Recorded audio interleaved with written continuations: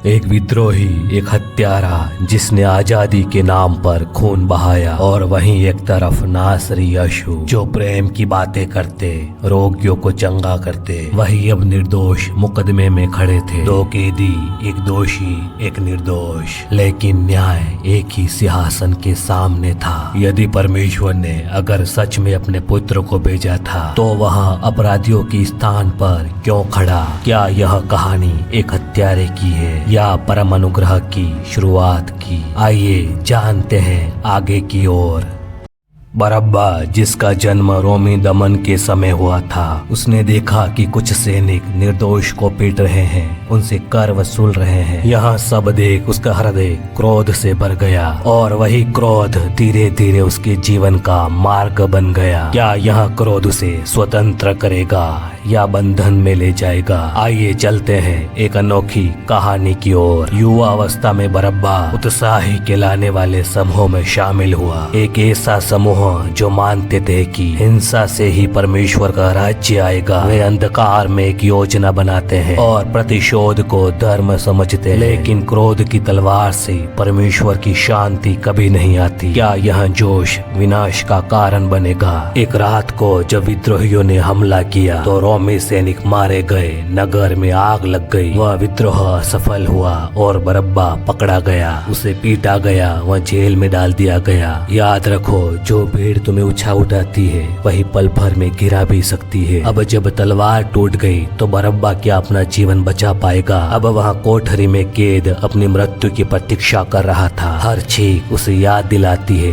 कि अगला नंबर उसका है। क्या मृत्यु ही उसकी अंत होगी या उसकी मुक्ति? पाप हमें पहले स्वतंत्रता का वादा करता है, फिर आत्मा को कैद कर देता है। और उसी सुबह एक और व्यक्ति पकड़ा गया जिसका नाम था नासरी यशु, जिसने चंगाई दी, दया दिखाई, मृत्यु को जिलाया। लेकिन अब वह चुपचाप खड़ा था और झूठे आरोप उस पर थे। यहाँ तक कि पिलातुस ने कहा, मुझे इस व्यक्ति में कोई दोष नजर नहीं आ रहा। लेकिन निर्दोष ने अपराधी का स्थान ले लिया। पास का एक ऐसा अवसर था जहाँ पर कैदी को रिहा करने की प्रथा थी। तभी पिलातुस ने सोचा, क्यों ना यह एक अच्छा मौका है यीशु को रिहा करने का। उसने यीशु व बरअब्बा को भीड़ के सामने बुलाया और उसने लोगों से कहा, बताओ तुम किसे छोड़ना चाहोगे, बरअब्बा या यीशु को? जो याजक थे उन्होंने लोगों को उकसाया कि बरअब्बा को छोड़ दिया जाए व यीशु को क्रूस पर चढ़ा दिया जाए। याद रखे, जनता की आवाज हमेशा सत्य की आवाज नहीं होती। क्या न्याय भय के आगे झुक जाएगा? आइए देखते हैं आगे की ओर। पिलातुस ने पानी मंगवाया, भीड़ के आगे हाथ धोए और कहा, मैं इस धर्मी के लहू से निर्दोष हूँ, लेकिन अपराध जल से नहीं धुलता, हाथ धोने से हृदय शुद्ध नहीं होता।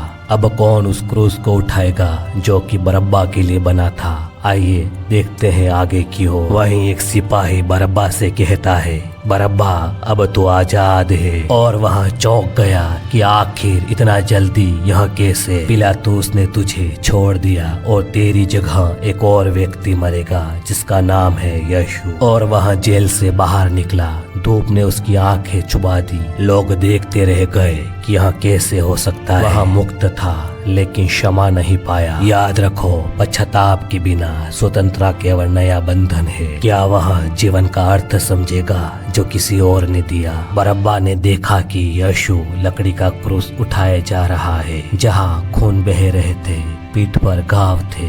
बरअब्बा यह सब देख रुक गया। अब सोचने की बात यह है, क्या बरअब्बा उस पहाड़ी तक जाएगा जहाँ 3 क्रूस खड़े थे? जो जगह बरअब्बा की थी वहाँ एक निर्दोष को लाया जा रहा था। यीशु को 2 अपराधियों के बीच में लटका दिया गया, वही स्थान जो कि बरअब्बा का होना था। आसमान काला हो गया, धरती कांप उठी। यीशु ने क्रूस से कहा, हे पिता, इन्हें क्षमा कर, क्योंकि ये नहीं जानते कि ये क्या कर रहे हैं। बरअब्बा भीड़ में खड़ा यह सब सुन रहा था। क्या बरअब्बा उस बलिदान का अर्थ समझ पाएगा? जिसने उसकी जगह मृत्यु पाई, उसी ने उसके लिए क्षमा मांगी। 90 घंटे यीशु ने कहा, कि पूरा हुआ और प्राण त्याग दिए। धरती कांपने लगी, पर्दे फटने लगे। याद रखो, क्रूस पे जो समाप्त हुआ वह स्वर्ग में प्रारंभ हुआ। अब बरअब्बा समझ गया था कि उसकी जगह कौन मरा।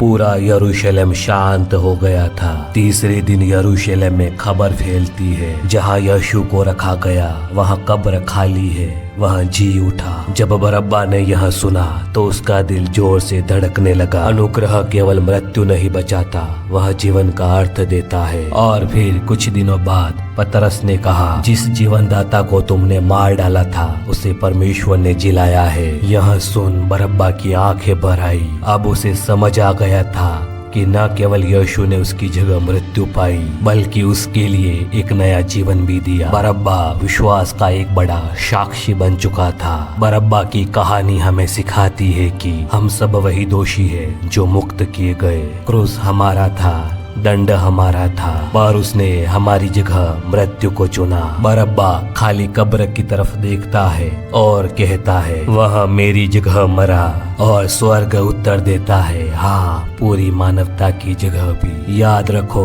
निर्दोष को दंड मिला ताकि दोषी मुक्त हो जाए। यही अनुग्रह है और यही प्रेम है। परमेश्वर आपको आशीष करे।